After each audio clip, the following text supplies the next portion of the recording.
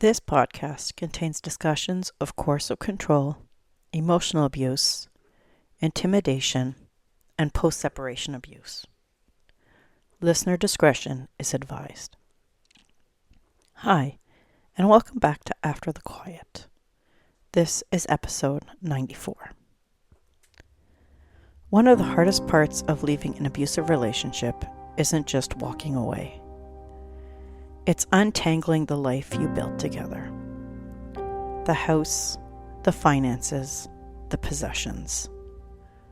The things that most couples divide with paperwork can become another battlefield when coercive control is involved. For us, that battlefield was our home.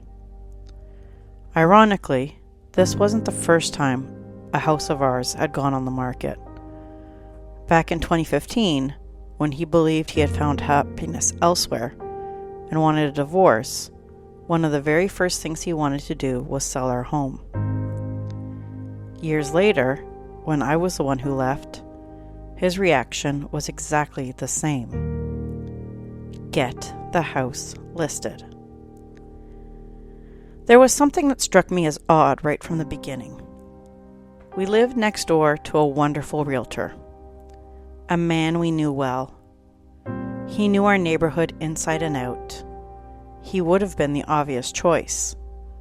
But my ex didn't choose him.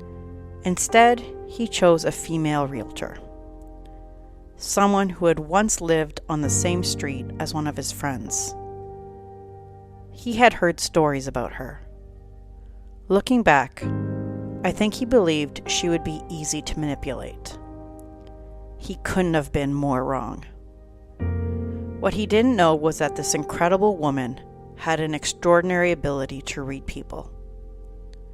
Whether you call it intuition, empathy, or simply paying attention, she sensed immediately that something wasn't right.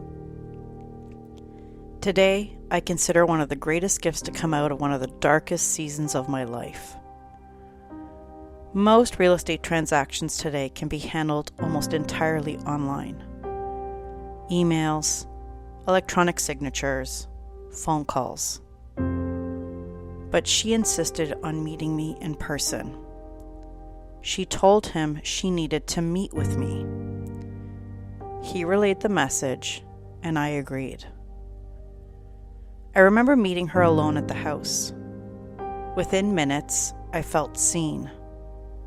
I didn't have to explain every detail. She could sense the fear, the exhaustion, the tension. She understood far more than I ever said out loud. That meeting changed both of our lives.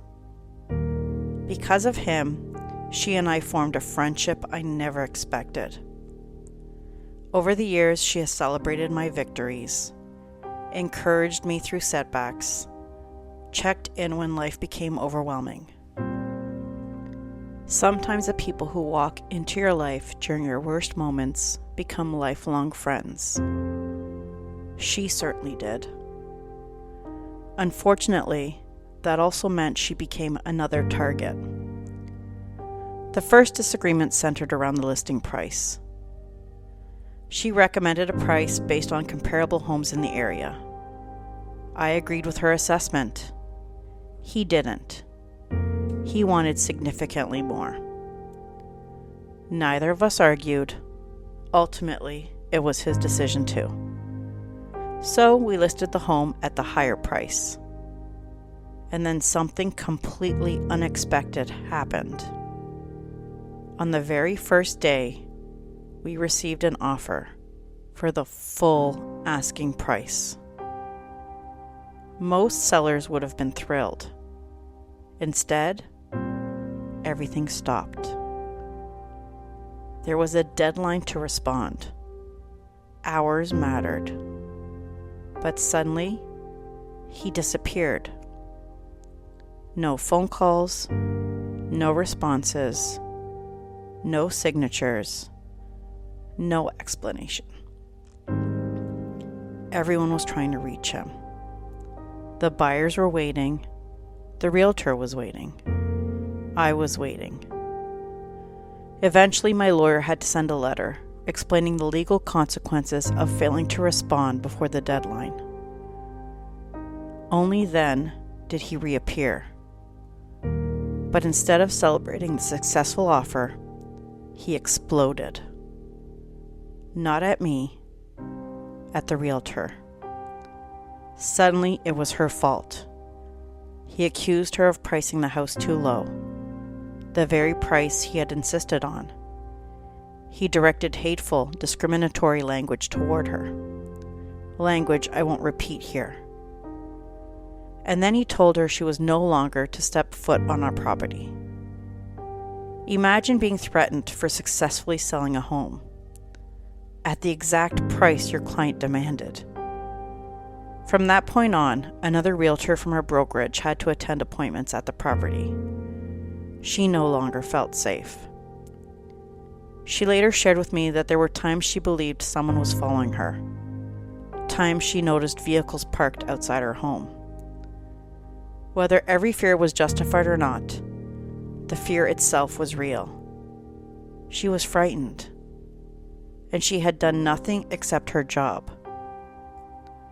She was also well known in our community. He tried to damage her reputation as well. It wasn't enough to attack me.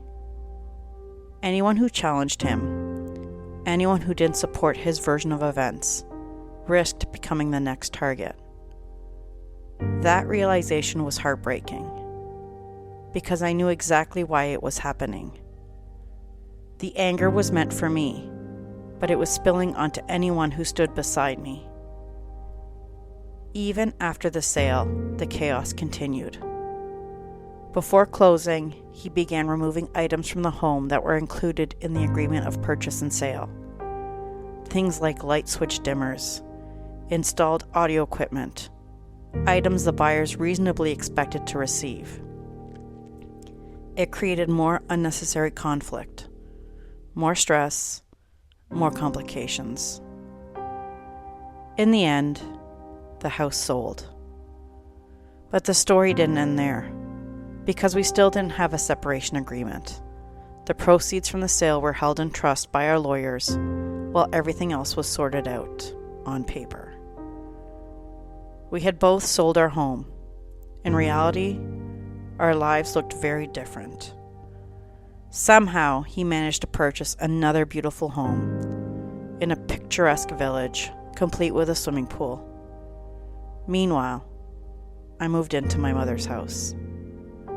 An adult, a teacher, a mother of 3, sleeping in my childhood home while waiting for my share of the proceeds so I could begin rebuilding my life. Sometimes people ask survivors, "Why didn't you leave with more?" Or, "Why didn't you just start over?" This is why. Starting over often means living in limbo, waiting, sharing bathrooms, sleeping in spare bedrooms, wondering when you'll finally have enough money to buy a bed, or a couch, or a place to call home.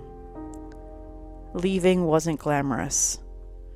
It wasn't empowering every single day. It was humbling.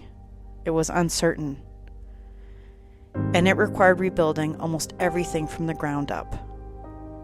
But despite all of that, I have never once regretted leaving. Not for a single day. Because peace in a small bedroom will always be worth more than fear in a beautiful house. Thank you for listening to After the Quiet. If this episode resonated with you, please follow the podcast and share it with someone who may need to hear it. Because sometimes the hardest part of leaving isn't closing the front door. It's rebuilding everything that comes after.